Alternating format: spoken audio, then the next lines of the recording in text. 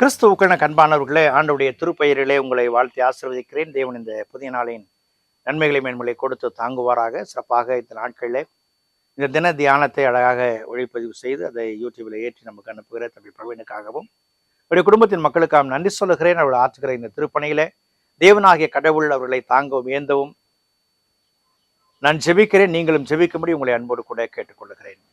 இந்த நாளின் தியானத்திற்காக ஒரு வசனத்தை உங்களுக்கு முன்பாக வைக்கிறேன். அது அப்போஸ்தலர் நடவடிக்கை புஸ்தகம் 11ஆம் அதிகாரம் 26வது வசனம். அவர்கள் 1 வருஷ காலமாய் சபையோடு கூடியிருந்து அநேக ஜனங்களுக்கு உபதேசம் பண்ணினார்கள். முதல் அந்தியோகியாவிலே சீஷர்களுக்கு கிறிஸ்தவர்கள் என்ற பேர் வழங்கிற்று. முதல் அந்தியோகியாவிலே கிறிஸ்தவர்கள் என்கிற பெயர் சீஷர்களுக்கு வழங்கப்பட்டது. அன்புக்குரிய விசுவாசிகளே,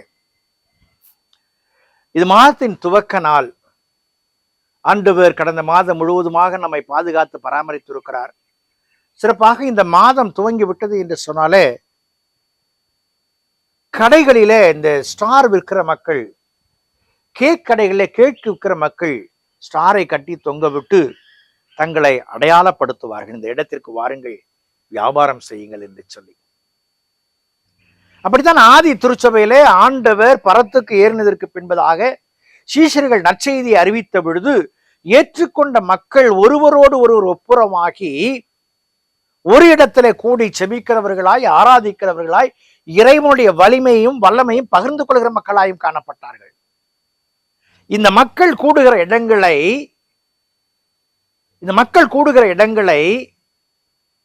கிறிஸ்தவ ஜெப கூடுகையாய் அது காணப்பட்டது.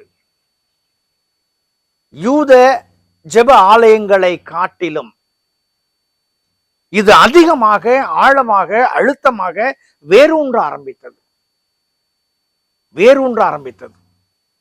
ஆகவே தான் இப்படி கூடுகிற மக்களை பார்த்த பொழுது கிறிஸ்துவை பின்பற்றினபடியினாலே இவர்கள் கிறிஸ்தவர்கள் என்று அழைக்கப்பட்டார்கள். யூதர்களாய் இருந்து இறைவனை ஏற்றுக்கொண்டு இறை விசுவாசத்திலே வளர்ந்த மக்களுக்கு கிறிஸ்தவர் என்ற பெயர் முதல் அந்தியோகியாவிலே ஏற்பட்டதை நாம் வேதத்திலே வாசிக்கிறோம். இன்றைக்கு சிலரை பார்க்கும் பொழுது கிறிஸ்தவர் என்று சொல்லிவிடலாம், சிலரை பார்க்கும் பொழுது இவர்களும் கிறிஸ்தவர்களா என்று சொல்லக்கூடும். ஆதி திருச்சபை வளர்ச்சிக்கு வித்திட்ட மக்கள்,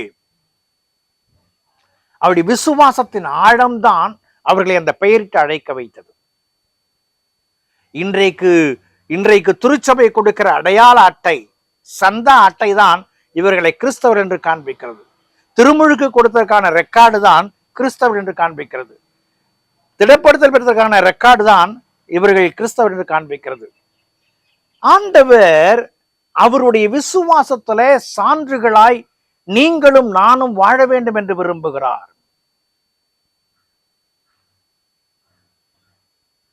If you want to recognize the other person as a Christian, we must give an identity of Christ. இறை அடையாளம் நம்மில இருக்க வேண்டும். இறை அடையாளம் நம்மில இருந்தால் மட்டும்தான் மற்ற மக்களுக்கு நாம் யார் என்பதை காண்பிக்க முடியும். இந்த அடையாளத்தை காண்பித்த மக்கள், they were united with the faith of Christ. இறை விசுவாசத்திலே, கிறிஸ்துவனுடைய விசுவாசத்திலே ஒன்றிணைக்கப்பட்ட மக்களாய் காணப்பட்டார்கள். அன்புக்குரிய விசுவாசிகளே, கிறிஸ்தவர்களே, நம்மை காண்கிற மக்கள் நம்மிலே கிறிஸ்துவை காணும்படியான ஒரு அடையாளத்தை வெளிக்காட்ட முற்படுவோம். அவர்களை விசுவாசம் வைத்த பொழுது அவருடைய அன்பும், அவருடைய சமாதானமும், அவருடைய தாங்குதலும் நம்மிடத்துல புறப்பட அர்ப்பணிப்போம். அப்படி அர்ப்பணிக்கும் பொழுதுதான் ஆதி திருச்சபை இன்றும் உயிரோடு இருக்கிறது என்ற பொருளுக்கு வரும். இல்லை என்று சொன்னால் நீங்கள் புரிந்து கொள்ளுங்கள். ஜெபம் செய்வோம். பரிசுத்தமும் கிருபையும் நிறைந்த எங்கள் அன்பின் ஆண்டவரே, இந்த நாளுக்காய், இந்த வேளைக்காய் நன்றி செலுத்துகிறோம். அந்தியோகியாவிலே உம்மை ஏற்றுக்கொண்ட சீடர்கள் கிறிஸ்தவர்கள் என்று முதலாய் அழைக்கப்பட்டார்கள். இன்றைக்கு நாங்களும் கிறிஸ்தவர்கள் அழைக்கப்படுகிறோம். அவரிடத்திலே காணப்பட்ட பண்பும், அவற்றிலே காணப்பட்ட ஒப்புரவும், உரிமையும், உறவும் எங்களிடத்திலும் காணப்பட எங்களை ஒப்புக் கொடுக்கிறோம் சுவாமி. அதிலே எங்களை பலப்படுத்தி நீர் ஆசீர்வதியும். துதிக மகிமை யாவையும் கெடுக்கிறோம் எங்கள் ஜீவனுள்ள பிதாவே. ஆமென்.